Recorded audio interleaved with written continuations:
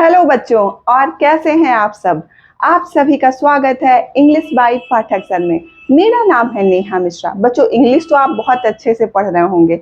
अब इस चैनल पे आपको मैथ भी पढ़ाई जाएगी। आज से हम स्टार्ट करते हैं 11th और 12th की मैथ, जिसमें कि सबसे पहला चैप्टर जो कि बहुत ही बेसिक है 11th की मैथमेटिक्स में, सेट्स। देखिए बच्चों, अगर आपने सेट अच्छे से क्लियर कर लिया तो आपको रिलेशन और फंक्शंस में कोई दिक्कत नहीं होगी। और 12th में भी जो फर्स्ट चैप्टर है वो रिलेशन और सेकंड चैप्टर फंक्शन का है। अगर आपने बहुत अच्छे से सेट क्लियर कर लिया तो आपको रिलेशन और फंक्शन बहुत अच्छे से समझ में आ जाएंगे, और उसके बाद आप डिफरेंशिएशन और इंटीग्रेशन बहुत ही आसानी से कर सकते हैं। तो चलिए बिना किसी देरी के आज हम सीखते हैं सेट क्या होते हैं। ठीक है बच्चों, आज का टॉपिक क्या है बच्चों? सेट्स। ठीक। तो बच्चों, सेट्स होता क्या है? देखिए, जब आप किसी टॉपिक की फोटो कॉपी कराने जाते हो तो आप एक सेट मंगा लेते हो ना, कि इसके हमें कितने सेट चाहिए। Set means collection. Okay, collection of well defined things, है ना। तो सेट को क्या बोलते हैं बच्चों? इसकी डेफिनेशन क्या होती है? A well defined collection of objects.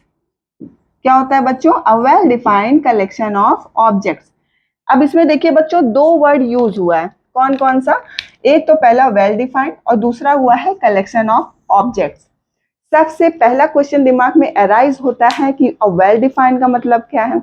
दूसरी चीज की कलेक्शन ऑफ ऑब्जेक्ट्स क्या है। देखिए बच्चों, अगर मैं इस रूम में हूं, मैंने आपसे कहा कि इस रूम में एक एक एलिमेंट या एक एक चीज का कलेक्शन, कलेक्शन माने समूह, संग्रह, वो आप हमें एक जगह लिख के दीजिए। तो इस जब मैं आपसे कहूंगी कलेक्शन ऑफ ऑब्जेक्ट्स या collection of elements of this room, तो आप क्या क्या लिखोगे उसमें? आप एसी, कूलर, बेड, सोफा, है ना, आप चेयर, डोर, विंडो, हर एक एलिमेंट उसमें मेंशन करोगे। लेकिन बच्चों, अगर मैंने आपसे कहा कि इस रूम में सिर्फ आपको इलेक्ट्रॉनिक इक्विपमेंट्स का ही कलेक्शन लिखना है, तो उसमें आपकी लाइट आ जाएगी, फैन आ जाएगा, एसी आ जाएगा, और जितने भी इलेक्ट्रॉनिक इस रूम में इक्विपमेंट्स हैं वो सारे आ जाएंगे। तो देखिए बच्चों, अंतर समझिए। जब मैंने आपसे कहा कि इस रूम में इलेक्ट्रॉनिक इक्विपमेंट्स, तो मतलब मैंने डिफाइन कर दिया कि मुझे इस टाइप की चीजें चाहिए, इलेक्ट्रॉनिक इक्विपमेंट्स। लेकिन जब मैंने आपसे कहा कि इस रूम में एक एक एलिमेंट्स का कलेक्शन लिखना है, तो वो हम डिफाइन नहीं कर सकते इन द सेंस कि उसमें क्या क्या, उसमें तो सारे कलेक्शंस आ गए, सारे एलिमेंट्स आ गए, है ना। तो कलेक्शन ऑफ ऑब्जेक्ट्स अलग होता है और वेल डिफाइन का मतलब अलग होता है। ठीक। अब देखिए बच्चों, सबसे पहली चीज, अगर मैंने आपसे, पहली बात तो सेट दो तरीके से लिखा जाता है। कितने तरीके से बच्चों? दो तरीके से। पहला तरीका होता है रोस्टर फॉर्म और दूसरा होता है सेट बिल्डर फॉर्म। तो जो बेसिक तरीका है वो मैं आपको बता दूं कि सेट हमेशा कर्ली ब्रेसेस के बीच में लिखा जाता है। किस में लिखा जाता है बच्चों? कर्ली मझिला ब्रैकेट, कर्ली ब्रेसेस के बीच में लिखा जाता है, और उसमें जितने भी एलिमेंट्स है ना, जितने भी ऑब्जेक्ट्स होंगे उसको लिखते हैं और सबके बीच में कॉमा लगाते हैं, है ना। जैसे मैंने कहा कि इस रूम में तीन एलिमेंट है, ए बी सी, तो ए कॉमा बी कॉमा सी। ठीक है बच्चों, तो सेट कैसे लिखा जाता है? दो आप कर्ली ब्रेसेस बनाएंगे और जितने भी एलिमेंट्स होंगे उसको आप कॉमा से अलग करते जाएंगे। ठीक है। और जो भी सेट है, मोस्टली सेट में जो भी सेट प्रेजेंट किया जाता है वो हमेशा कैपिटल लेटर में, और जो एलिमेंट्स है वो स्मॉल लेटर्स में रिप्रेजेंट किया जाता है। ठीक है बच्चों, अब हम एग्जाम्पल्स के थ्रू समझते हैं कि कलेक्शन ऑफ ऑब्जेक्ट्स और well defined collection of objects में क्या अंतर है। ठीक है बच्चों, देखिए, अगर बच्चों मैंने आपसे कहा कि आपको इंग्लिश अल्फाबेट के वॉवेल्स लिखने हैं, तो ये तो यूनिवर्सल ट्रूथ है कि इंग्लिश अल्फाबेट के वॉवेल्स क्या होते हैं? ए, ई, आई, ओ, यू। ये तो आपको मालूम है। मैंने आपसे कहा इंग्लिश अल्फाबेट वॉवेल्स लिखना है आपको, उसका सेट बनाना है। क्या बनाना है बच्चों? सेट। तो आपने उसको एज अ सपोज एक कैपिटल ए को सेट मान लिया। ठीक है। अब इसको पहले मैंने आपसे क्या बताया कि कर्ली ब्रेसेस में जो जो एलिमेंट आएगा उसको हम कॉमा से सेपरेट करते जाएंगे। तो कौन कौन से एलिमेंट होते हैं बच्चों? A, E, I, O, U. A comma, E comma, I comma, O comma, U. तो ये बच्चों हमारा क्या हो गया, ये हमारा एक सेट है, क्योंकि जो इंग्लिश अल्फाबेट के वॉवेल्स हैं वो आपके लिए भी सेम है और मेरे लिए भी सेम है। ठीक है बच्चों, अगर मैंने आपसे कहा दूसरी चीज, ये तो देखिए बच्चों ये आप समझ गए कि सेट वो होता है जो सबके लिए सेम हो, है ना।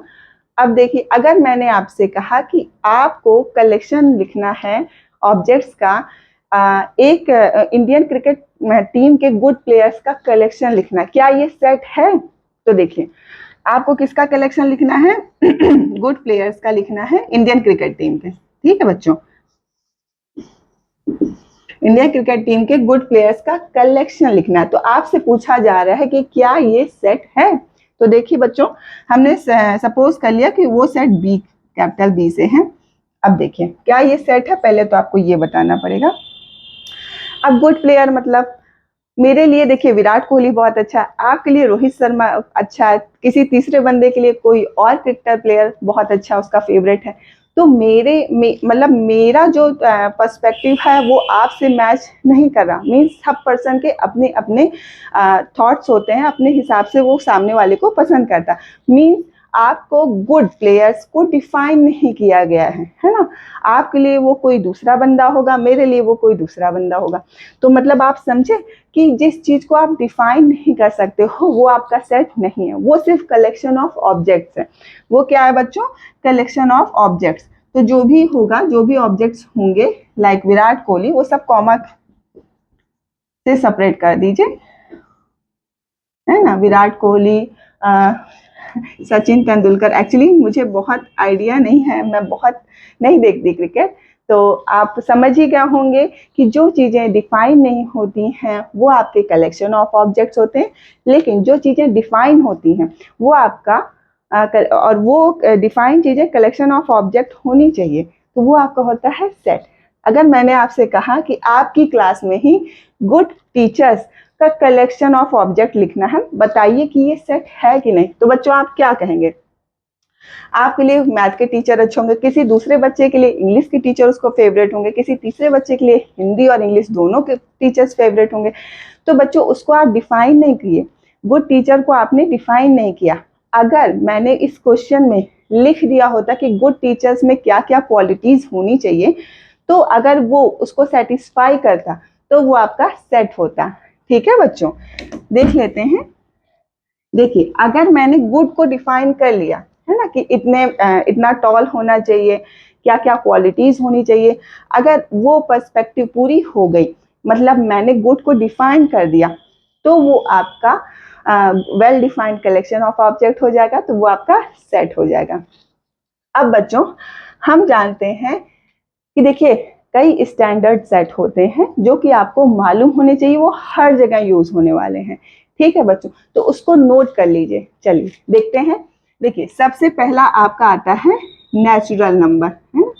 नेचुरल नंबर, नेचुरल नंबर को हिंदी में क्या बोलते हैं बच्चों? प्राकृतिक संख्या। ठीक, तो नेचुरल नंबर कहाँ से स्टार्ट होती है बच्चों? 1 2 3 4 dot dot dot curly braces close. ठीक, तो नेचुरल नंबर कहाँ से स्टार्ट होती है? 1 से स्टार्ट होती है, इनफाइनाइट तक जाती है। ठीक है बच्चों, ये आपका नेचुरल नंबर प्राकृतिक संख्या है।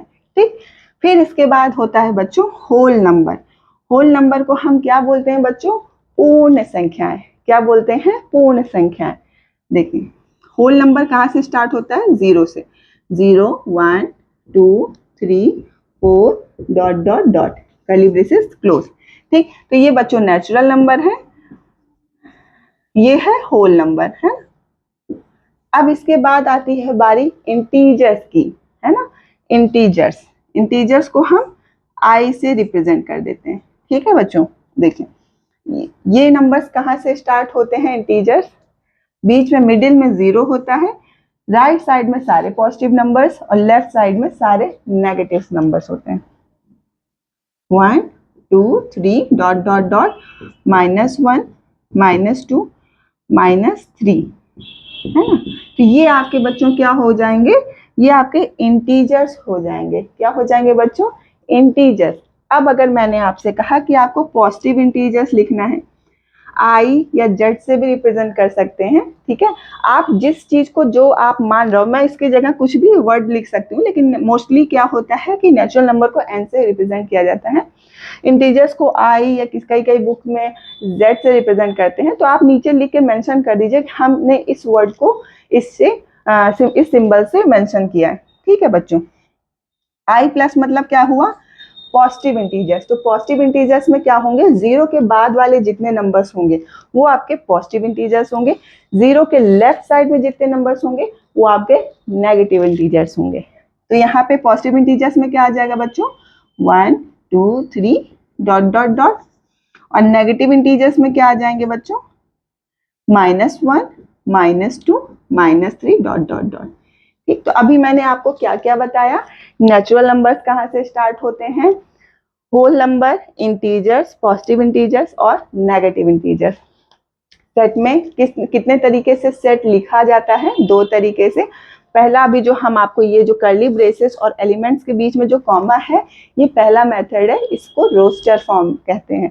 इसमें जो भी हमें प्रॉब्लम्स दी होती है उसके सोल्यूशन को हम कर्ली ब्रेसेस में और एलिमेंट्स को सेपरेट करते हैं कॉमा से, ठीक है बच्चों। तो हमने क्या सीखा, natural number, whole number, integers, positive integers, negative integers, ठीक है बच्चों। अब हम सीखेंगे कि और कौन कौन से नंबर्स होते हैं बच्चों। ये आप तो बहुत ही स्टार्टिंग से शुरू हो जाते हैं, नंबर सिस्टम आपने पढ़ा ही होगा, तो उसी का ही है पार्ट। अब देखिए इसके बाद आती है आपकी बारी रियल नंबर्स की, सॉरी रैशनल नंबर की। क्या बोलते हैं उसको बच्चों, परिमेय संख्या। तो रैशनल नंबर, ठीक है बच्चों, इसको क्यू से हमने रिप्रेजेंट कर दिया। तो रैशनल नंबर क्या होता है बच्चों, आपको मालूम होगा, आपने पढ़ा भी होगा नंबर सिस्टम में, संख्या पद्धति चैप्टर में। तो जो संख्या पी अपॉन क्यू के फॉर्म में लिखी जाए, क्यू आपका जीरो नहीं होना चाहिए और पी क्यू आपके इंटीजर्स होने चाहिए, वो नंबर आपके होते हैं रैशनल नंबर, परिमेय संख्या, ठीक है बच्चों। क्या होते हैं, rational number.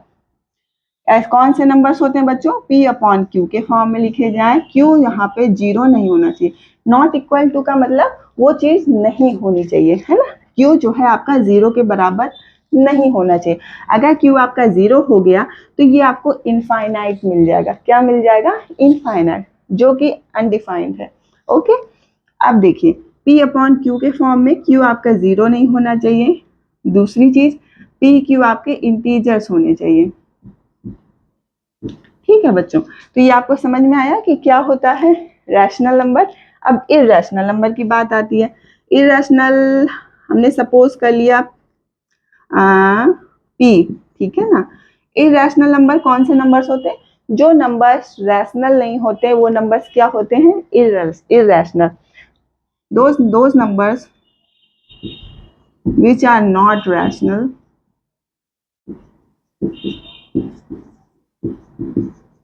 is called irrational, है ना। तो बच्चों रैशनल और इरैशनल आप समझ गए। अब सबसे बड़ी चीज क्या आई, रियल नंबर्स की। क्या आई बच्चों, रियल नंबर, वास्तविक संख्या।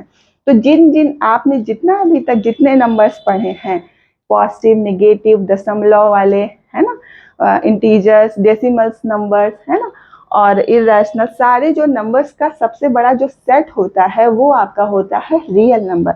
रियल नंबर में सारे नंबर्स आ जाते हैं बच्चों। कौन कौन से, ये Q मीन्स आपका रैशनल नंबर, फिर इसके बाद P मीन्स इरैशनल नंबर। देखिए रैशनल जो परिमेय संख्या होती है उसमें आपका इंटीजर्स भी आ जाएगा, नेचुरल नंबर्स भी आ जाएगा, आपका पूर्ण संख्या होल नंबर भी आ जाएगा, है ना। और इरैशनल नंबर जो पाई होता है, ऐसे जो नंबर्स होते हैं, है ना, तो वो आपके रियल नंबर, इरैशनल नंबर होते हैं। तो रैशनल और इरैशनल नंबर्स का जो यूनियन, जो समूह होता है, वो आपका होता है रियल नंबर। अगर हम डायग्राम के थ्रू समझे कि सबसे बड़ा सेट क्या होता है, तो मैं वो आपको बता देती हूँ। देखिए ये बच्चों एक एक चीज नोट करे रहिएगा, क्योंकि ये अब आगे आने वाले क्वेश्चंस में आपको काम आएगी, ठीक है। तो बच्चों सबसे छोटा सेट कौन सा है बच्चों, सबसे छोटा सेट होता है आपका नेचुरल नंबर का। कौन सा, नेचुरल नंबर का।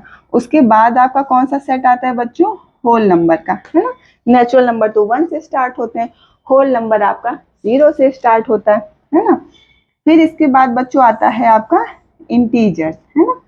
अब i प्लस आप लिख सकते हैं, i प्लस को आप नेचुरल नंबर में लिख सकते हैं, i माइनस को आप होल नंबर में नहीं, इंटीजर्स में ही लिख सकते हैं, ठीक है बच्चों। तो देखिए इंटीजर्स है ना, i क्या है, इसमें 0 से पॉजिटिव नंबर्स भी जाएगा और नेगेटिव नंबर्स भी आएंगे, ठीक है बच्चों।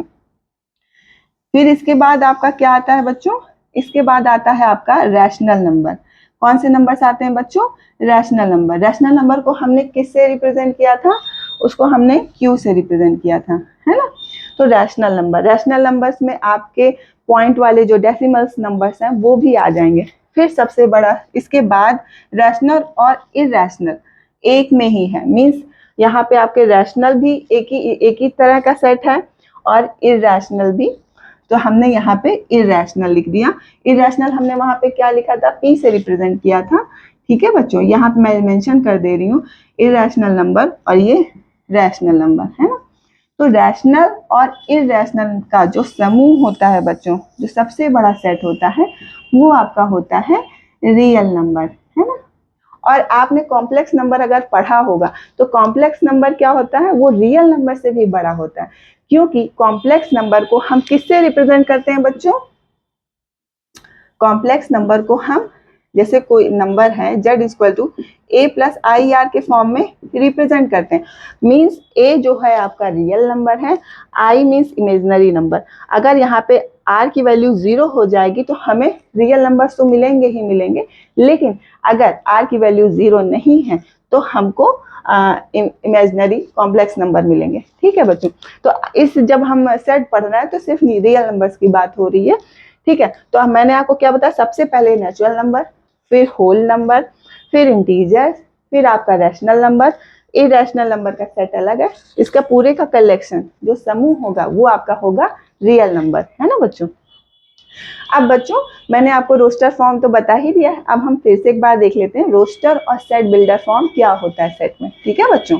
बहुत ही आसान सा है भाई बच्चों।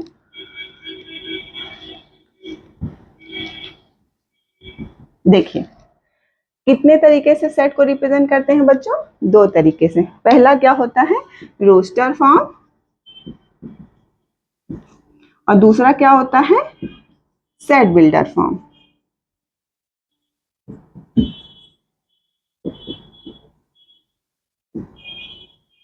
है ना।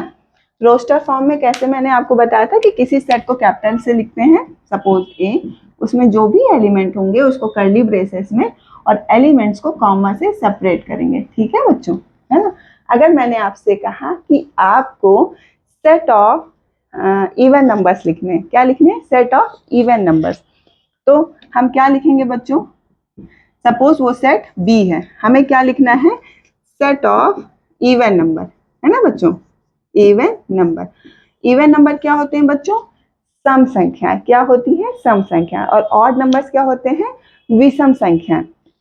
तो इवन नंबर्स आपको मालूम ही है कि कहाँ से स्टार्ट होते हैं, 0 2 4। मैंने आपसे कहा इवन पॉजिटिव नंबर्स, है ना। अगर मैंने आपसे कहा इवन पॉजिटिव नंबर्स तो आप उसमें कौन से नंबर्स लेंगे, जब पॉजिटिव की बात आ जाएगी तो आप लेंगे 2 4 6 8। लेकिन अगर मैंने कहा कि इवन नेगेटिव नंबर्स तो उसमें आप क्या क्या नंबर लेंगे, -2 -4 -8 डॉट डॉट डॉट इनफाइनाइट तक। यहाँ पे बात हो रही है सेट ऑफ इवन नंबर की, है ना। तो जब सेट ऑफ इवन नंबर की बात हो रही है तो देखिए 0 भी इवन नंबर में ही आएगा, इसमें पॉजिटिव नेगेटिव की तो बात हो नहीं रही है। तो हम क्या लिखेंगे बच्चों, कर्ली ब्रेसेस में 0 2 4 6 8 डॉट डॉट डॉट, है ना। ये आप समझ गए बच्चों कि पहले सेट में सबसे बड़ी सबसे बेसिक चीज क्या है, कि जो आपको अभी मैंने स्टैंडर्ड सेट बताए हैं जो कि यूनिवर्सल है, उसको आपको हमेशा ध्यान रखना, क्योंकि अब वो हर जगह यूज होने वाला है, ठीक है बच्चों। चलिए तो ये आपको समझ में आ गया ना बच्चों कि आपको जब रोस्टर फॉर्म में लिखना होता है तो हम कैसे लिखते हैं।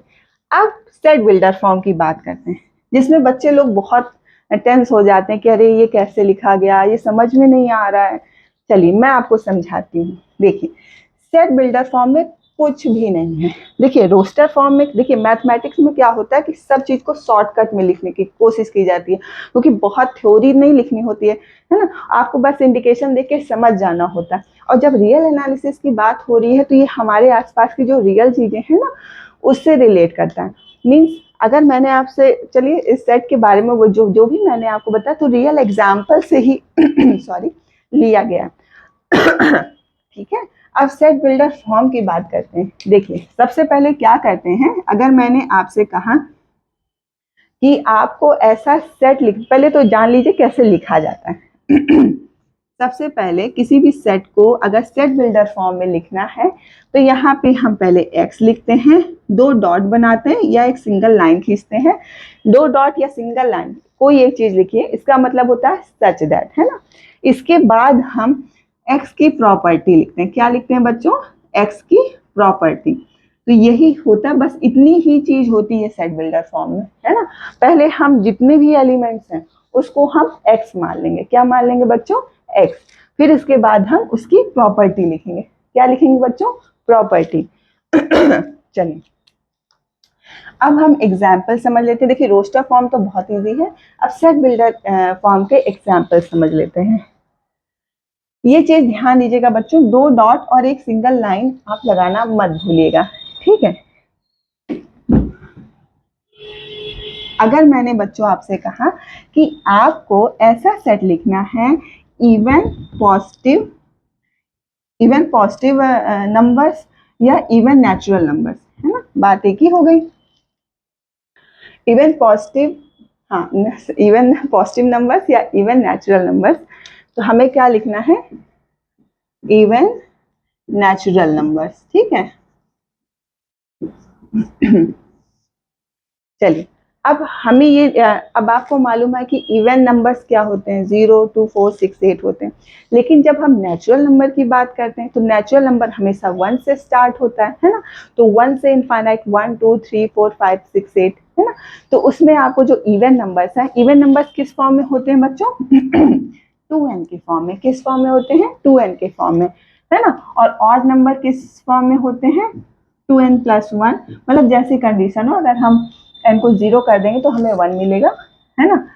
और अगर हम 2n - 1 के फॉर्म में भी लिख सकते हैं, यहाँ पे हम n 1 से स्टार्ट कर सकते हैं, ठीक है। यहाँ पे n आपका 1 से स्टार्ट होगा और यहाँ पे n आपका 0 से स्टार्ट होगा, ठीक है।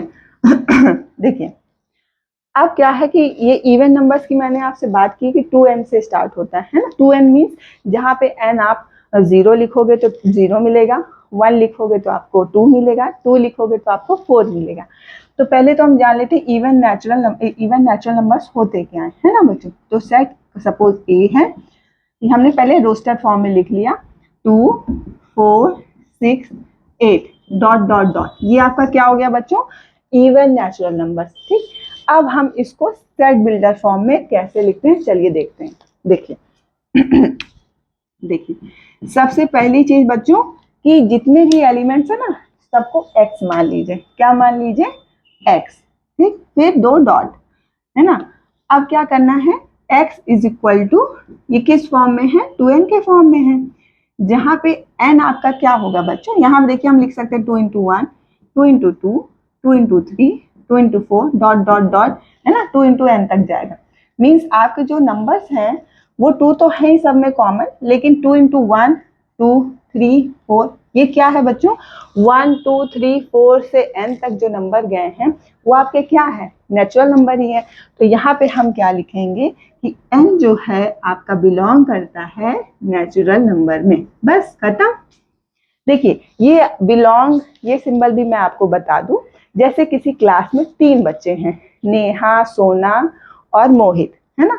नेहा सोना और मोहित नाम के बच्चे हैं। मैंने आपसे कहा कि देखो इस क्लास में धीरज नाम का कोई बच्चा है, तो आप कहोगे नहीं, क्योंकि धीरज नाम का बच्चा उस क्लास में अवेलेबल ही नहीं है, वो उस क्लास का मेंबर ही नहीं है। तो जब मेंबर होता, अगर मैंने आपसे कहा कि देखो इस क्लास में नेहा लड़की है, तो आप कहते हैं हाँ है, तो मीन्स वो उस क्लास में बिलोंग कर रही है ना, वो उस क्लास का एलिमेंट है। लेकिन धीरज उस क्लास का एलिमेंट नहीं है। तो जब एलिमेंट होता है मीन्स उस क्लास में बिलोंग कर रहा है।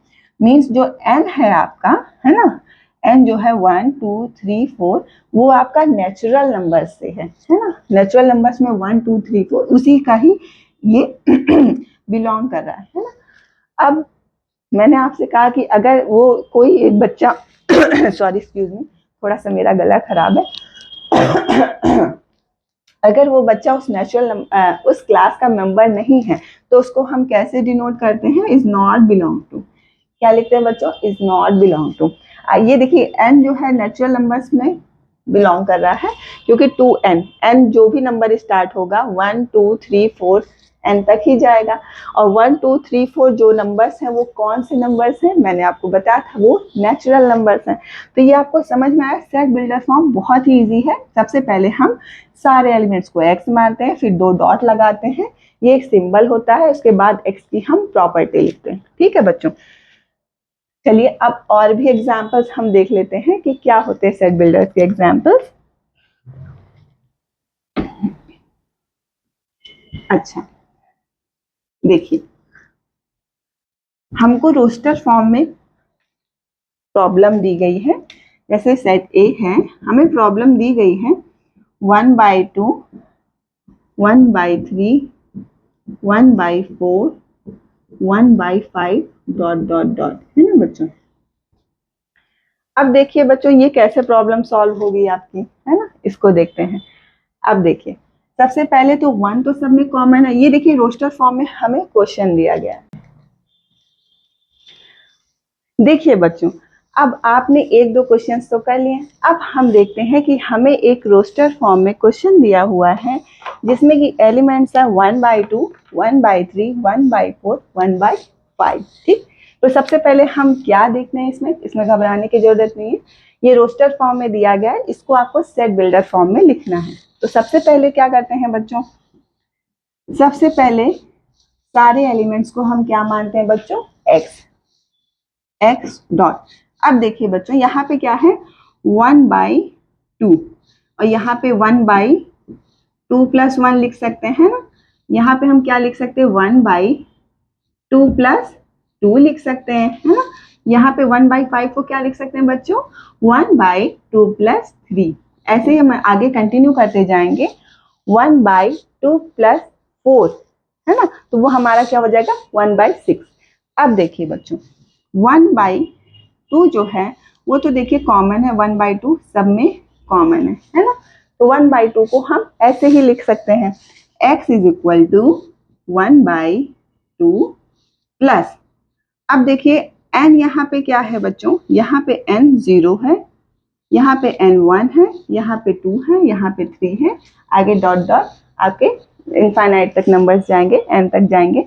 तो देखिए बच्चों स्टार्टिंग नंबर्स कहाँ से स्टार्ट हुआ है, 0 से स्टार्ट हुआ।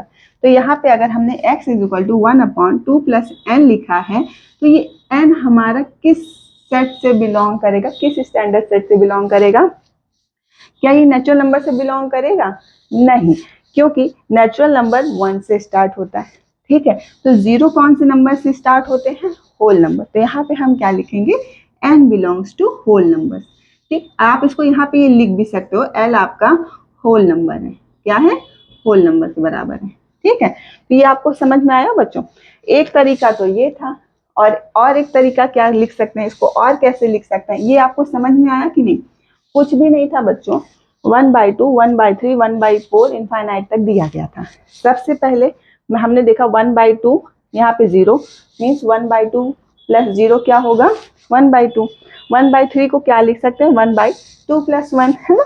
1/2 को क्या लिख सकते हैं 2 प्लस 2। फिर हम देखते हैं 1/2 तो सब में कॉमन है, ये प्लस 0 प्लस 1 प्लस 2 प्लस 3 ये आपके कौन से स्टैंडर्ड सेट से बिलोंग करता है, होल नंबर से। अच्छा बच्चों, क्या ये एक तो देखिए ये आंसर भी आपका सही है ना।